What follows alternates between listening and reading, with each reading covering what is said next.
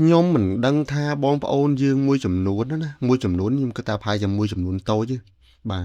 តែបើការដែលឃើញក្នុងការបរិយានេះសឹងតែគ្រប់កន្លែងសំបីតានៅតំបន់ប្រាសាទអង្គរវត្តដែលជាអច្ឆរិយប្រទេសបងប្អូនទាំងអស់គ្នាក៏គាត់នៅយកសម្រាមមកទុកចោលអត់ព្រមយកទៅដាក់ក្នុងធុងសម្រាមហ្នឹងនិយាយមែនតើគំនិតពួកគាត់ទាំងអស់គ្នាគាត់គិតអីគេគាត់យល់ឃើញថាយ៉ាងម៉េចបានជាការដែលទង្វើរបស់គាត់នឹងធ្វើមកគឺវាឆ្កងនេះឆ្កងម្លឹងម្លឹងបងប្អូនគិតមើលតំបន់អង្គរវត្តជាតំបន់យើងតាក់ទាញភ្ញៀវទេសចរមិនថាជាតិឬអន្តរជាតិមកហើយគាត់ហូបគ្រាន់តែកាន់ណាដបទឹកឬក៏កំប៉ុងទឹកអំពៅទឹករបស់គាត់ហ្នឹងគ្រាន់តែកាន់ហូបហើយយកទៅតាមខ្លួនដាក់នៅក្នុងធុងសម្រាមមិនកើតដូចយ៉ាងម៉េចហេតុអីចាំបាច់ឲ្យគេនិយាយដដែលខ្ញុំឆ្ងល់ថាតើគាត់ទាំងអស់គ្នាដែលជាអ្នកបង្រៀនហ្នឹងគាត់មានដែរសិក្សាស្វែងយល់ឬមួយក៏ធ្លាប់ឮព័ត៌មានដែលគេនិយាយថាសូមជួយថែរក្សាបរិស្ថានសូមជួយថែរក្សាបរិស្ថានដែរឬក៏អត់ហេតុអីបានជាគាត់មិនចាំ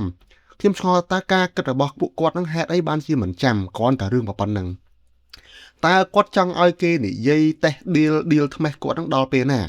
សួរថាបើសិនជាយើងជាអ្នកដែលបង្រៀនទៅលើសម្រាមទាំងអស់ហ្នឹងឯណាយើងឈឺចាប់ទៅត្រូវឯបងប្អូនឈឺចាប់នៅពេលដែលឃើញវីដេអូគេនិយាយឌីលគេនិយាយអីចឹងចោះពួកគាត់នឹងហេតុអីមិនចេះឈឺចាប់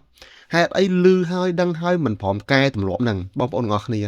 ខ្ញុំដើរទៅក្នុងបរិវេណប្រាសាទខាងក្នុងណាខ្ញុំឃើញដបទឹកមួយនៅលើថ្មថាំងមិនដឹងថាពីណាអត់មកយឺតអីដល់ម្លឹងខ្ញុំកាន់តាំងពីក្នុងរហូតមកដល់ក្រៅដូចក្នុងវីដេអូនេះចឹងខ្ញុំកាន់ពីក្នុងមកដល់ក្រៅហ្នឹងក៏ឃើញនៅក្នុងអាកន្លែងរូបក្រុមរូបតោនេះរូបសឹងរូបតោនេះបាទនៅតាមអាមាត់មាត់ទឹកហ្នឹងបងប្អូនគឺគាត់បរាចោលមកកណោហ្នឹងទៀត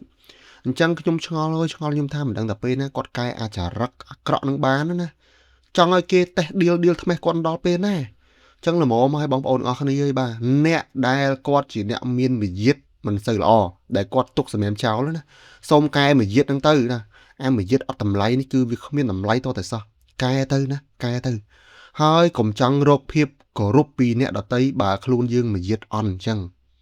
វិយាតយើងវាអន់មែនអញ្ចឹងវាសមនឹងគេឌីលអញ្ចឹងបើគេឌីលហើយយើងចេះឈឺចាប់យើងចេះកែទម្លាប់នឹងចោលទៅណាកុំអញ្ចឹងទៀតបាទខ្មាស់គេ